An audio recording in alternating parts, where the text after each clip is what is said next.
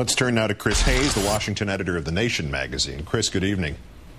Good evening, Keith. The idea that we want Obama to fail, and Michael Steele, ironically enough, had defended that at the beginning of that interview with D.L. Hughley, and now Michelle Malkin joined Limbaugh in going over the we want Obama to fail cliff.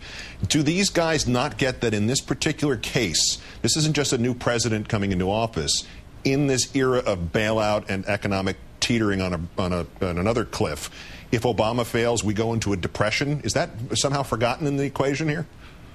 Yeah, I don't think that the really hardcore conservatives like Limbaugh and Malkin and the people that find their rhetoric appealing, I don't think they necessarily themselves feel particularly close to the precipice, and B, I think they're people whose commitment to their ideology is so intense that it sort of overrides anything else. And that's, you know, it's a small part of the electorate as a political force, but it's a lot of people. I mean, there's a significant number of people who feel that way. And what Richard just said is really right. There is a market right now of sort of anger and even hatred of the president that is there to be kind of leveraged and conquered. And clearly that's what Rush Limbaugh, Michelle Malkin, and all those other people are engaged in.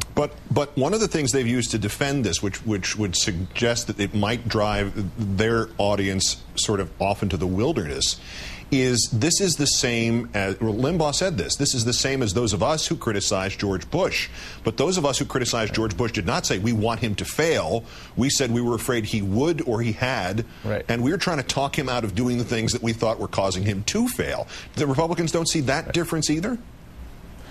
No, that's an interesting distinction, because there's been a little bit of walking back. People who sort of have circled around the Limbaugh quote have said, well, we think he will fail, or tried to sort of add that level of explanation. But I think Limbaugh's being entirely honest and speaking for a lot of conservatives. They just hope the whole thing crashes and burns. And there's a kind of economic nihilism. I mean, that's the word that David Brooks used after Bobby Jindal's speech. He called it economic nihilism, and I think that exactly captures it.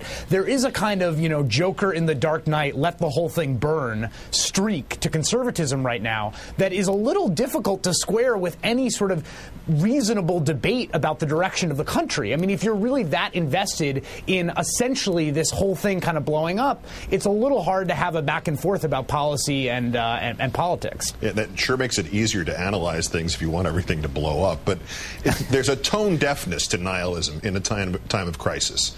And I'm wondering, is it a snowball kind of thing? Because Limbaugh came out and made fun of liberals reading from teleprompters. I'm assuming he meant the president.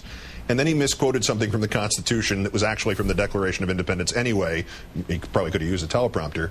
And now he apologizes or analogizes the I want Obama to fail to rooting for the Steelers in the Super Bowl, except, and you would think that a self-professed football expert like Limbaugh would know that the Steelers coach and the Steelers owner campaigned for Obama, and they did so to such an extent that the second person, the team owner who was a Republican, thanked right after they won the Super Bowl was Barack Obama. I mean, does this suggest that this actual sort of internecine battle here is rattling Limbaugh to some degree?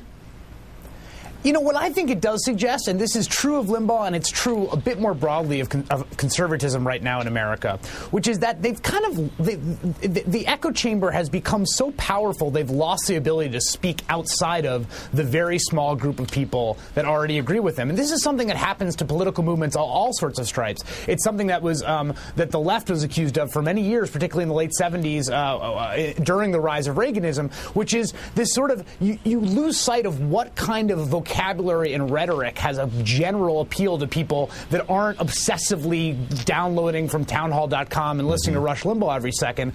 And you see that. You see the fact that they just are really caught in this kind of hall of mirrors of conservative references. It's extraordinary. Chris Hayes of The Nation. Great thanks for your insight tonight, Chris. Thanks, Keith.